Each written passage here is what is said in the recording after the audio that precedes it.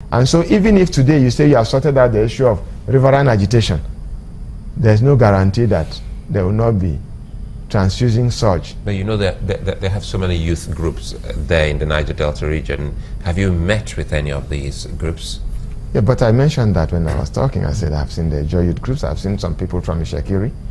The Ishekiri youth group, some of their leaders have been speaking on this Niger Delta Avengers matters, and they say they're pointing fingers at some of those people who were granted amnesty before as those that have gone on the ground. We have got several. You heard some of that. We've got several theories about what is going on, but you know, a government with a human face and a government that relies on the rule of law will not just act on rumor. It is when we are able to get facts of evidence concerning some of the things we see, then will we be able to point directly at anyone. We are still looking at various information bits we are getting from different people from different sources and at different levels. The information you got, some of the demands that are supposedly being put out by the Niger Delta Avengers, immediate implementation of the National Conference 2014 Confab report, an apology from the APC and the federal government, the ownership of oil blocks to be relocated so that 60% comes from the Niger Delta, the only maritime university in the country to start the 2015-2016. I'm sure you heard some of this demands. Oh yeah. So are you planning, you talked about the cleanup of the Ogoniland and other polluted areas that you started work on that, but you need guarantees of security. What about the issue of Niger Delta amnesty program continuing? Is that part of what you're looking at? Will the amnesty program continue?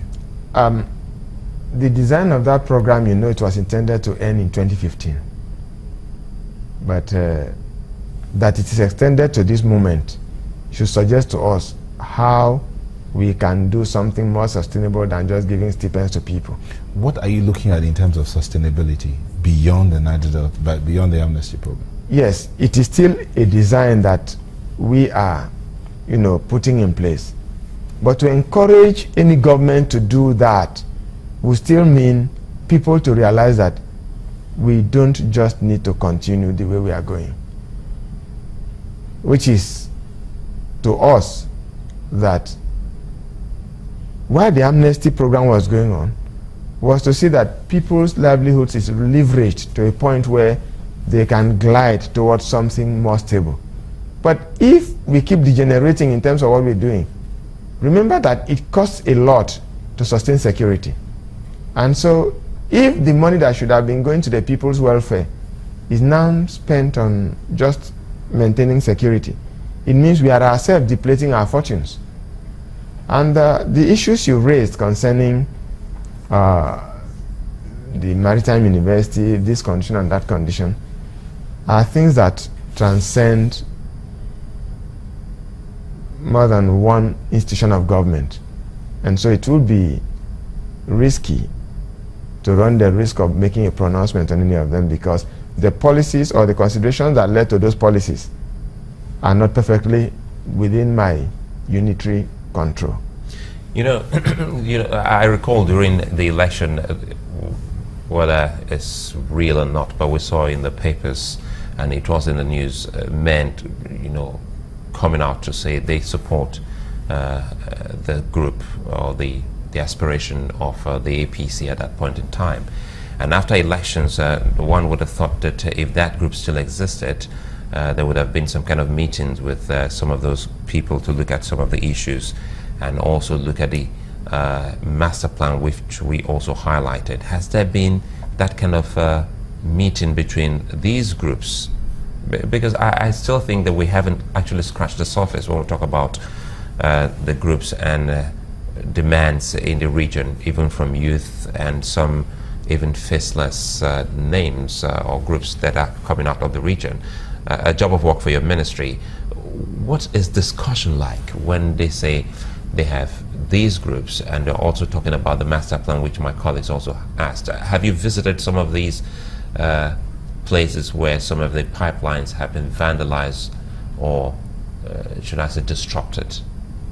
Have you personally visited some of them? No, I haven't personally visited, because as you know, this one took place about 2 weeks ago, and then but other agencies have visited. And just visitation to make visual impressions don't amount to anything. But if some agencies have visited and come back with reports, and we are synthesizing the reports to know what best action to take, 200 visits will amount to nothing. I have not personally visited, but we are working on the experience of those and knowledge of those who have visited, who are still within the milieu of the Niger Delta region, development. The other issue is that considering the men which said they supported APC, of course, the APC as a party has interactions, I believe, with men. There has to be... Yeah, there was a meeting in June. Well, between APC and the men? I think there was a meeting in June. Well, I was just going to say there has to be functionality in governance if people know the streams within which their functions should be contained. And so I will not presume that, though a member of the party, I have knowledge of what the party does at the discharge of its function with the different groups that support the party. Honorable Minister, you came at a time when the entire country is agitated and looking for some kind of, maybe somewhere to vent or some kind of solace or comfort. Fuel prices have just gone up, but you have agitations in the Niger Delta. You have youth, you have the aged, you have people in the Niger Delta who are not happy with their environment, who are not happy with the economy, who are not happy with promises made and not kept. They are not happy with you, and they want to know, what are you doing? And when I say you, I'm talking about the government. I understand. What are the guarantees? I asked that question earlier. What guarantees are there that life is going to be easier for these people? I mean, if right now food products are almost double their prices, transportation is increasing, and salaries are not increasing. So how are these people supposed to be able to fend for themselves? Thank you very much. When I begin, I love to begin from the perspective that promises were made, assumed or claimed not to be met or kept. I don't think that is perfectly true. A political tenure in Nigeria lasts for 4 years. And I believe that 1 year is not enough to pass this judgment. Now, you have rightly put in the proper perspective the fact that we have entered at a time when there's agitation for several reasons, or when there are agitations for several reasons. You should understand something. The agitations are not on the causatives of the actions of this government. The government has inherited what it tends to repair. And understanding the philosophy of change on which the promises were made, we needed to know that, to suggest that change was necessary and Nigerians agreed to it, it only means we did not understand the intensity of the dimension of the decay in the system. When those who were making the promises did during campaigns, they had a glimpse of what it was going to be.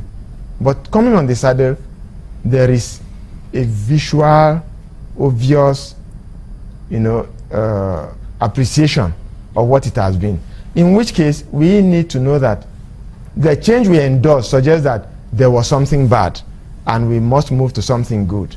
And to do that in an economic system which is not altogether virile means there must be sacrifices, right from the top, even the ministers.